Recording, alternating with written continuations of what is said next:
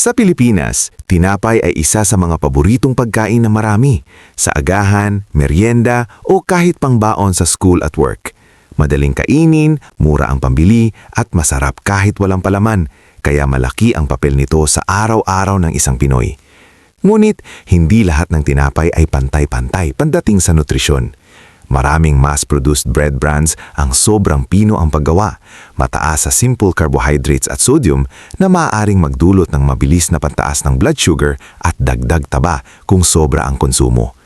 Ayon sa mga nutritional research sa bread, white bread na gawa sa highly processed flour ay mabilis makadagdag ng glucose sa dugo, dahilan ng pagtaas ng timbang at posibleng panganib sa type 2 diabetes kapag madalas kainin ng walang balanseng dieta.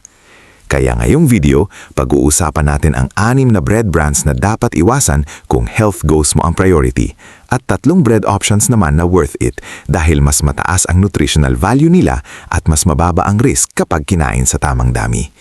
Lalagyan natin ito ng Filipino research context at practical na payo kung bakit mas mainam ang mga alternatibo. Lahat ng ito ay para tulungan kayong gumawa ng mas informed choice sa pagpili ng tinapay. Hindi lang dahil mas masarap, kundi dahil mas mainam sa kalusugan. Pero bago tayo magsimula, sabihin mo sa komento kung anong klase ng tinapay ang madalas mong binibili at bakit. Ngayon, simulan na natin. Una, Gardenia Classic White Bread. Popular pero madalas mataas sa refined carbs. Ang Gardenia Classic White Bread ay isa sa pinakapopular na tinapay sa buong Pilipinas. Madalas makita sa shelves ng supermarkets at paboritong everyday bread ng maraming pamilya dahil sa lambot at pagiging versatile nito. Ayon sa nutrition comparisons, maraming white bread gaya nito ay mataas sa simple carbohydrates at sodium dahil sa refined wheat flour at processing methods. Mataas ang kanyang glycemic index kaya mabilis itong nagiging glucose sa dugo pagkatapos lunukin. Bagamat may mga variant ang Gardenia na may high fiber at fortified vitamins, ang classic white bread mismo ay hindi ganun ka-nutritive kahit ito ay may dagdag na micronutrients tulad ng iron at folate. Kahit may mga micronutrients, madalas pa rin itong mababa sa fiber na kailangan para mapabagal ang pag-absorb ng sugar sa dugo at para sa mas ma-healthy na digestion.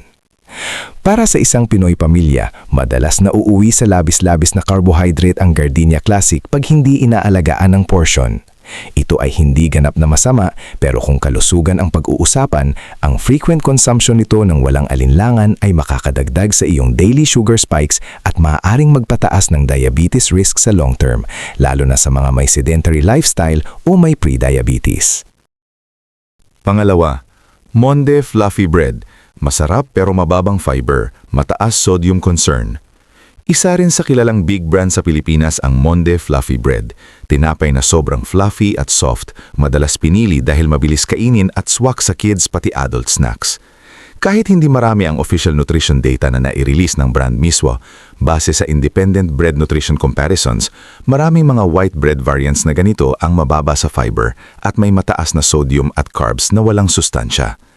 Ang texture na napaka-fluffy at soft ay kadalasang dahil sa mataas na refinement ng flour at paggamit ng emulsifiers at additives na nagpapaganda ng mouthfeel pero hindi nagdadagdag ng tunay na nutrisyon.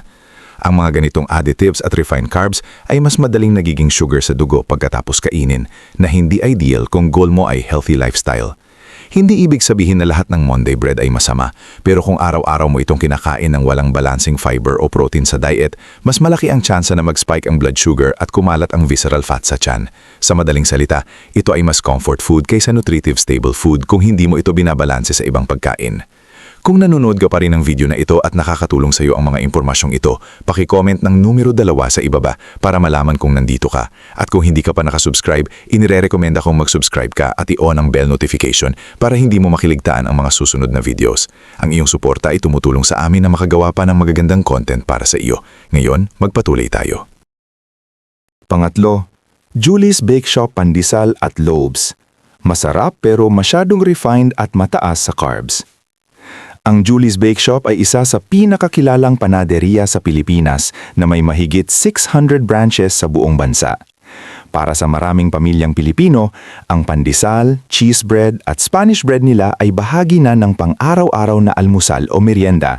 Madaling bilhin, abot kaya at talagang masarap, kaya hindi nakakapagtaka kung bakit ito naging staple sa maraming tahanan. Ngunit ayon sa nutrisyon at medical research, karamihan sa mga tinapay na ito ay gawa sa refined wheat flour na mataas sa simple carbohydrates at mababa sa dietary fiber. Kapag kinain, mabilis itong natutunaw sa katawan at nagdudulot ng biglaang pagtaas ng blood sugar. Ipinapakita ng mga pag-aaral na ang madalas na pagkain ng refined carbs ay maaaring magpataas ng panganib ng insulin resistance, type 2 diabetes at patuloy na pagtaas ng timbang, lalo na sa mga nasa edad 40 pataas. Isa pang problema ay ang mahinang satiety effect ng ganitong tinapay. Hindi ito nakakabusog ng matagal, kaya mas madalas kang magutom at mapakain muli. Kapag walang kasamang protina tulad ng itlog o isda at fiber-rich foods, gulay o prutas, nagiging empty calories ito. Mataas sa enerhiya pero kulang sa nutrisyon.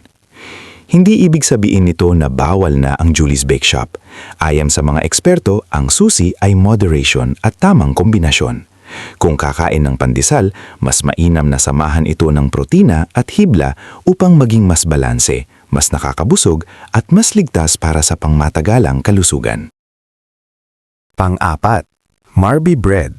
Walnut o whole wheat pero may limitasyon din. Ang Marby bread, lalo na ang mga whole wheat at walnut variants, ay kadalasang itinuturing na mas okay na alternatibo kumpara sa karaniwang puting tinapay.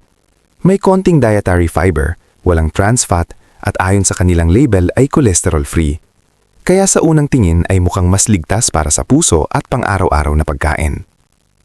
Sa ilang pag-aral sa nutrisyon, ang whole wheat bread ay may bahagyang mas mababang epekto sa blood sugar kumpara sa refined white bread, lalo na kung ikukumpara sa sobrang pinong harina. Pero ayon sa proven nutrition research, mahalagang tandaan na hindi lahat ng whole wheat ay pantay-pantay. Maraming commercially produced breads, kabilang ang Marby, ay dumadaan pa rin sa refining at processing, kung saan nababawasan ang natural na B vitamins, magnesium at antioxidants ng butil. Sa katunayan, mas mababa pa rin ang fiber content nito kumpara sa 100% whole grain o sprouted grain breads, na mas napatunayang nakakatulong sa digestion at blood sugar control. Isa pang mahalagang punto, ang label na whole wheat ay hindi otomatikong nangangahulugang mababa sa asukal o sodium. Ayon sa mga pag-aral, ang sobrang sodium at added sugar sa tinapay ay maaaring magpataas ng blood pressure at magdulot ng insulin spikes kung araw-araw at sobra ang konsumo. Kung umaasa ka lamang sa Marby bread bilang pangunahing source ng fiber, maaaring hindi ito sapat. Ipinapakita ng research na mas epektibo pa rin ang kombinasyon ng gulay, prutas, legumes at tunay na whole grains para sa healthy digestion, mas stable na blood sugar at mas mahabang pakiramdam ng busog. Sa madaling sabi, mas okay ito kaysa puting tinapay, pero hindi pa rin ideal kung health ang pangunahing goal. Mas mahalaga pa rin ang kabuuang kalidad ng iyong diet. Pang-5, packaged bread na sobrang mataas sa sodium at asukal. General Market Brands. Maraming packaged bread sa mga supermarket sa Pilipinas ang mukhang harmless sa unang tingin, malambot, masarap at madaling kainin araw-araw. Pero ayon sa iba't ibang proven research sa processed foods, maraming generic white loaves at flavored breads tulad ng chocolate, cheese at filled breads ang mataas sa sodium at added sugars dahil sa preservatives at texture enhancers na nagpapahaba ng shelf life at nagpapalambot ng tinapay. Ito ang madalas na hidden risk na hindi napapansin ng maraming Pilipino. Ipinapakita ng Global Nutrition Studies na ang mataas na sodium intake mula sa processed bread ay may direktang kaugnayan sa pagtaas ng blood pressure, lalo na sa mga adults at seniors. Samantala, ang refined sugars naman ay mabilis magpataas ng blood sugar na delikado para sa may diabetes risk, insulin resistance o problema sa timbang. Dahil tinapay ay madalas kainin sa almusal o merienda, nagiging silent contributor ito sa araw-araw na sobrang sodium at asukal sa katawan. Kapag hindi binabasa ang nutrition label, madaling pumili base lang sa lambot o tamis, nang hindi namamalayan na lampas na pala sa rekomendadong daily intake ang nakokonsumo. Ayon sa health experts, mas mainam pumili ng tinapay na lower sodium, lower added sugar at mas mataas sa fiber, dahil ang fiber ay nakakatulong sa blood sugar control at mas matagal na pagkabusog. Sa huli, ang pagiging label smart consumer ay isang simpleng pero makapangyarihang hakbang para sa mas malusog na puso, mas stable na blood sugar at mas mahabang buhay. Hindi lahat ng tinapay ay masama, pero hindi rin lahat ay ligtas kainin araw-araw. Pang-anim, sweet and flavored bread variants, mamon-like o may palaman. Marami sa mga sweet at flavored bread variants na madaling makita sa mga bake shop at supermarkets tulad ng mamon-like breads, sweet buns, chocolate swirls, cheese breads at iba pang may palaman ay talagang kaakit-akit sa panlasa, pero hindi palaging kaibigan ng kalusugan. Ayon sa nutrition research, ang ganitong uri ng tinapay ay kadalasang mataas sa added sugars, refined flour, at saturated fats, ngulit mababa sa mahahalagang nutrients gaya ng fiber, protina, at micronutrients. Dahil dito, tinuturing silang empty calories, nakakabusog sandali pero kulang sa sustansyang kailangan ng katawan. Ipinapakita ng mga pag-aral na ang madalas na pagkain ng tinapay na may mataas na added sugar ay maaaring magdulot ng biglaang pagtaas ng blood sugar, lalo na sa mga may insulin resistance o diabetes. Ang paulit-ulit na sugar spikes ay inuugnay sa mas mataas na panganib ng type 2 diabetes, obesity at cardiovascular disease sa pangmatagalan. Dagdag pa rito, ang saturated fats na karaniwang ginagamit sa mga palaman at dough enhancers ay maaaring magpataas ng LDL o bad cholesterol na hindi ideal lalo na para sa mga nasa edad 50 pataas. Para sa maraming Pilipino, karaniwan ng partner ng kape ang matatamis na tinapay tuwing umaga o merienda. Ngunit ayon sa dietary guidelines, mas mainam na limitahan ang ganitong breads at piliin ang whole grain o high fiber options na may mas mababang sugar content. Kung talagang hindi maiwasan, ang susi ay moderation, maliit na portion at hindi araw-araw. Sa huli, ang tamang kaalaman at mas maingat na pagpili ng tinapay ay malaking tulong upang mapanatili ang stable na enerhiya, mas maayos na blood sugar, at mas matibay na kalusugan sa paglipas ng panahon. 3 bread brands worth it kainin dahil mas nutritive choices. Una sa listahan ang Gardenia High Fiber Whole Wheat Bread. Kung naghahanap ka ng mas masustansyang alternatibo sa karaniwang puting tinapay, ang Gardenia High Fiber Whole Wheat Bread ay isa sa mga mas worth it na pagpipilian sa merkado. Hindi tulad ng pure white bread na halos refined carbohydrates lang ang laman, ang whole wheat variant na ito ay mas mataas sa dietary fiber na ayon sa mananing pag-aaral ay mahalaga para sa maayos na digestion at mas kontroladong blood sugar levels. Ipinapakita ng proven research na ang high-fiber diet ay nakakatulong upang mabawasan ang biglaang pagtaas ng asukal sa dugo pagkatapos kumain. Isang mahalagang benepisyo lalo na para sa mga senior, may pre-diabetes o may diabetes. Ang fiber ay nagpapabagal sa digestion ng carbohydrates kaya mas steady ang energy at hindi agad nagugutom.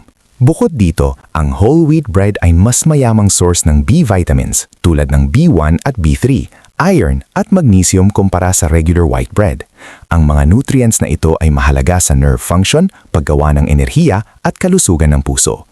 Ayon sa nutritional studies, ang regular na pagkain ng whole grains ay may kaugnayan din sa mas mababang risk ng heart disease. Para sa mga Pilipinong sanay sa tinapay bilang almusal o merienda, magandang hakbang ang paglipat sa high-fiber bread. Mas nakakabusog ito kahit mas kaunting slice lang, kaya makakatulong din sa weight management. Hindi man ito perpekto, ngunit kumpara sa karamihan ng puting tinapay, ang Gardenia High Fiber Whole Wheat Bread ay isang mas matalinong pagpili para sa pang-araw-araw na pagkain, lalo na kung ang layunin mo ay mas maayos na kalusugan at mas balanseng nutrisyon. Pangalawa, Walter Bread, sugar-free o whole wheat variants. Ang mga produkto ng Walter Bread ay kilala bilang health-focused bread, lalo na ang kanilang sugar-free at whole wheat variants na dinisenyo para sa mga taong may diabetes, high blood sugar at weight concerns. Hindi tulad ng karaniwang puting tinapay na mabilis magpataas ng glucose level, ang Walter Bread ay may mas mataas na dietary fiber na napatunayang mahalaga sa kontroladong pagtaas ng asukal sa dugo ayon sa mga pag-aaral sa nutrition at glycemic control. Batay sa pananaliksik, ang whole wheat at high-fiber bread ay nakakatulong sa mas mabagal na digestion, kaya hindi bigla ang pagtaas ng blood sugar matapos kumain. Ito ay mahalaga lalo na sa mga senior at may diabetes dahil ang biglaang sugar spike ay maaaring magdulot ng pagkapagod, hilo at long-term complications. Ang low sodium content ng Walter Bread ay isa ring malaking benepisyo para sa heart health dahil ipinapakita ng maraming medical studies na ang labis na asin ay may direktang ugnayan sa high blood pressure at stroke risk. Dagdag pa rito, ang sugar-free formulation ay nakakatulong sa weight management dahil mas mababa ang empty calories at mas matagal ang pakiramdam ng kabusugan. Ipinapakita ng research na ang pagkain ng high-fiber foods ay maaaring magpababa ng overeating at cravings sa matatamis. Para sa mga Pilipino na sanay sa tinapay bilang almusal o merienda, ang Walter Bread ay isang mas ligtas at mas matalinong alternatibo. Sa kabuuan, ang Walter Bread ay hindi lang basta health bread sa pangalan. Ito ay sinusuportahan ng nutrition science at proven research. Kaya angkop para sa pang-araw-araw na pagkain ng mga taong inuuna ang kalusugan ng puso, blood sugar control at mas mahabang buhay. Pangatlo, specialty o artisanal bread, sourdough o 100% whole grain.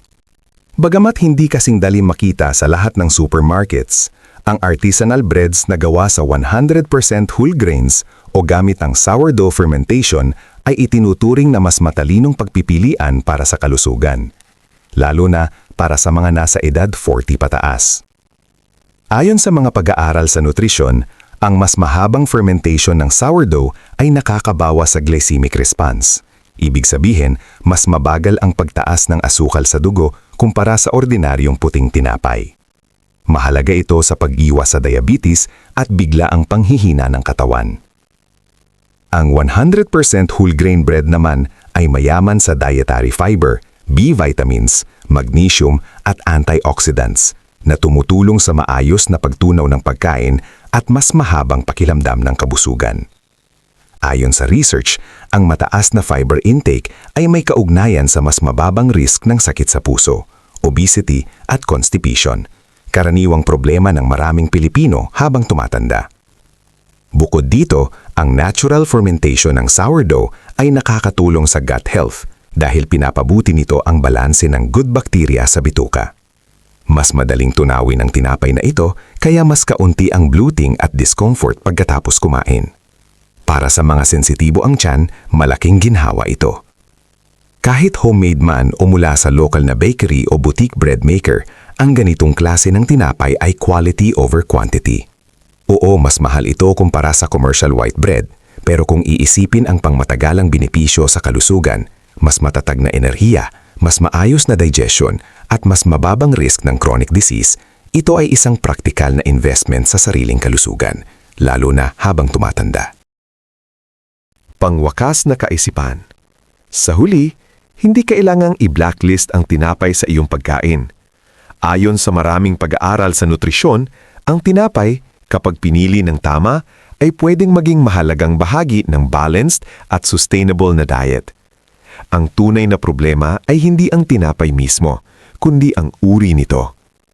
Ipinapakita ng research na ang mga highly processed bread na mataas sa refined flour, added sugar at sodium, ngunit mababa sa fiber, ay may kaugnayan sa mas mataas na risk ng weight gain, insulin resistance at cardiovascular issues kapag madalas kainin.